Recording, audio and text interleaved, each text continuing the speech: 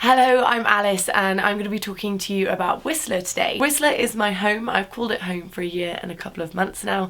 It is one of my favourite places in the world, but I wish when I got here that someone had told me some of the things I'm going to tell you. So here's a few things or a few tips for living in Whistler. Hands down, the most difficult thing is the housing situation. In the summer, finding accommodation is a lot easier, but in the winter it can be really very tricky indeed. When I came here, I didn't have any accommodation whatsoever and it was really very stressful. Me and my partner spent months living in a different place each month, and even around Christmas time thinking that we might be homeless. We managed to make it work, but for a lot of people they don't and they end up going home. If this is you and you can't find accommodation in Whistler, remember there are so many amazing resort towns, places like Revelstoke, Big White, also Banff. There's some incredible places around Whistler in BC and also elsewhere in Canada. You do not need to feel like you're stuck in Whistler and don't have an option other than staying here. Facebook is where I found most of my accommodation. If you go into Whistler Housing Crisis and then the year that you're looking to apply to come to Whistler, you can have a look on there for all the people who are posting their accommodation and also other people who are looking for it too. It's important to know that you probably will be sharing a room with another person, so be prepared for a bunkmate or 2 people in a room. Sometimes it can be more than this. I have heard of 8 people in a room, paying $800 each. There are some slumlords in Whistler. You do have rights as a tenant though, and I can tell you more about that in another video, but just remember, getting accommodation can be tricky, so you'll save yourself so much hassle if you get it done beforehand. The places where you can look for accommodation are varied. There's a few different spots. One of them is Craigslist, but you do just need to make sure that you are aware of any scams on Craigslist, because every year someone always promises someone keys to a flat when actually it isn't theirs or it was never existing in the first place. It's all about who you know, not necessarily what you know in Whistler. So really pull at any thread that you can. Most people are really happy to help out, and when it comes to accommodation, you really need it. Once you've got the accommodation part down, the rest is a breeze. Finding a job is honestly easier than anywhere else I've been in the world. I would recommend looking at what you want from your season. So for example, if you want to ski a lot, then don't get a job where you're going to be working day shifts every day, 6 days a week. If you want to be skiing, you want a job where you're working night shifts, or you want a job where you get 3 days off. You do not need to just work for Whistler back home. When I first came to Whistler, that's what I thought was my only option. But actually there's lots of other really amazing companies that you can work for when you're in Whistler. Getting a job is very easily done. If you're struggling with accommodation or buying a ski pass, some jobs do offer this, but just be wary, because if you do get that job and you're not enjoying it, then it might be trickier to leave, because if you leave you might lose your ski pass and no accommodation. If you work for the mountain, if you work for Whistler Blackcomb, you do get a ski pass. They also ask for holiday help over the winter, which means you do have to do a small amount of hours. So this year it's 50 hours, and just by working that small amount you get a ski pass. You can pay for a ski pass outright, which is what I would recommend because it gives you a little bit more independence.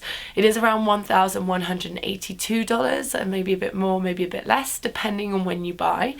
And that gives you the independence really to be able to get whatever job you want. Making friends in Whistler. This is a tricky one because, speaking from experience, I know that sometimes locals can be a bit cold, which you can kind of understand when you think about why that or where that comes from really. So you think that every year we get new people coming in, typically from Australia and England. They stay for 2 years and then they leave. Sometimes they're not worried about the environment they're living in and they just often are seen partying a lot or making the most of their season, but then not really making an effort to care about the place that they're living. Not only that, but also you get a lot of people that come and they're fantastic people and everyone loves to have them around and then they disappear again. So that's not really good for your heart, is it? It's kind of a bit it's a bit much to keep seeing people and then saying goodbye to people again as well. So you can see where the frustration comes from. So sometimes it's a little bit tricky to get to know the locals, but you did not come to Canada to just make friends with people from back home. I've met some incredible people from England. I've met some of my best friends that I will be friends with forever. But Also, I've met some brilliant Canadians, and that's really important. You want to make friends with people who live here because that is such a privilege. It's such a privilege to get to know the people who live locally. One way that you can make friends is by working as a volunteer, maybe for organisations like WAG. I did that here. It stands for Whistler Animals Galore, which is a charity that supports and shelters animals that have been abandoned or have been injured, and they work on rehabilitating them and getting them into happy homes forever, which is fantastic, and it's a brilliant way to meet new people. It's such a good topic of conversation and people are really interested. Another way you can make friends is by doing things like joining the library. I know that sounds ridiculous, but it is honestly one of my favourite places in Whistler. They host games nights at the library sometimes, which is so fun. They do free movie nights, usually on a Tuesday, and they do lots of events basically to help encourage you to get to know not only the surrounding area but also each other, which is really lovely because it's necessary in a place like Whistler sometimes where it can get a little bit isolated. Facebook is a fantastic place to go to make friends. Facebook in Whistler is hugely used. There's a page on Facebook that's frequented by locals and visitors alike. It's called Whistler Winter. If it's the summertime, it will be called Whistler Summer, and then the year that you arrive.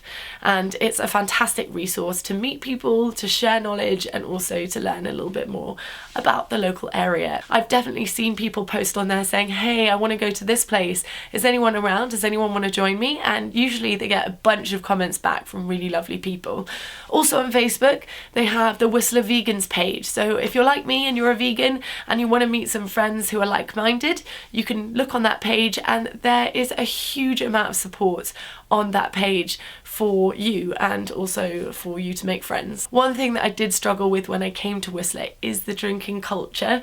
I'm not really much of a heavy drinker. One glass of wine will get me tiddly, so I would much rather hang out with friends over dinner or maybe have a games night. So I'd recommend, if you're looking for friends or looking to make friends with your housemates when you arrive, maybe that's a good option.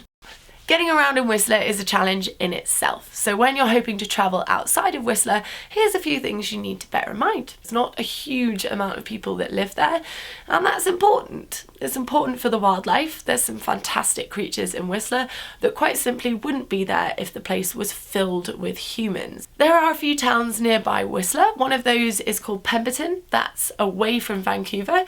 And then there's one called Squamish, which is between Vancouver and Whistler. The first thing I would recommend is hitchhiking. Hitchhiking is fairly easy to do in Whistler, and because people are only really going one direction or the other, and there's only really one route between the two, it's fairly easy to do that safely. Most people in Whistler that I've spoken to are wonderful and not to be feared, really. Obviously, don't be an idiot. Use your judgment. If you get a feeling in your gut that this isn't right, that this person's a weirdo, maybe don't get in the car. There's also a website called Pop a Ride. Like if you were to pop bubblegum and then a ride. It isn't a taxi service, it's quite simply locals who are going that way, so they're offering to see if anybody wants to come with them. So that could be you if you knew about that website, but most people don't until a little bit further into being in Whistler. It's a shame because it could make life so much easier, and it's a really good way of sharing resources. It's better for the environment, it's also better for your wallet. If you're hoping to get a bus, there's a few different bus systems in Whistler. Within Whistler itself, you've got the BC Transit buses, so it's definitely worth, when you arrive, looking at getting a bus pass, especially if you're living a little bit further out. You can get the 99 to take you to Pemberton. Lots of people do that commute every day. You can do Epic Rides, that's one option, and that I know at the moment does a return journey to and from Vancouver for $35-ish. So just have a look on the internet for that one. At the moment there's also Skylinks buses and Wilson buses too. If you're coming from abroad, it's a really good idea, if you're thinking about buying a car to get around, to bring your insurance documents and also proof that you haven't had any collisions in 10 years. If you can do that, you get significantly discounted rates when it comes to buying your insurance in Canada. Otherwise, you get caught out later down the line when they say that you need extra documentation you don't have, and then you have to follow it up from here, which is not fun. Trust me, I've been there. Remember, caring is sharing, so if you have a ride and you have some spots in your car, why not offer other people a lift? Because it will be making your journey, if you were on the receiving end of that, and also will probably make your journey a bit more interesting because you get to know some people. I know at this point you've probably up to your eyeballs in documentation that you've had to do in order to get a visa or in whatever situation you are in right now. But one thing that I would definitely recommend is getting all of that done when you get into Canada in the first couple of days. In most parts of Canada, they'll always ask you for 2 forms of identification. So just remember to bring those 2. All employers will ask you for your social insurance number. They'll also ask you for your passport, and they'll ask you for your payroll information. You should probably sort out your banking pretty quickly. What I would recommend is finding out what banks exist in Whistler. Off the top of my head, I know that we have CIBC, we also have RBC, and there's one called Blue something. All of those ones exist in Whistler, but make sure there is one here before you sign up to a bank, because the problem being, it's not like in the UK. If you try and use your card here, and it's from a different bank, then they'll charge you at least $3 for using that ATM. So you don't want to be doing that regularly. I cannot tell you how frustrating it is living in Canada without a credit card. It's not like the UK where you don't really need one to get on, but here a lot of the times companies will not take your reservations, or they will not accept what your information is without your credit card. So it really does help having a credit card here. Those are my top tips for living in Whistler. I hope you enjoyed it. Thank you for listening, and if you have any questions, pop them in the comments. I'll be posting a few more videos over the next few days, so if you would like to listen to those, you can either subscribe to be notified, or you can just check back later and see a few of those as they come out. No matter what you do though, I hope this has been really helpful for you, and I'll see you around in Whistler, hopefully.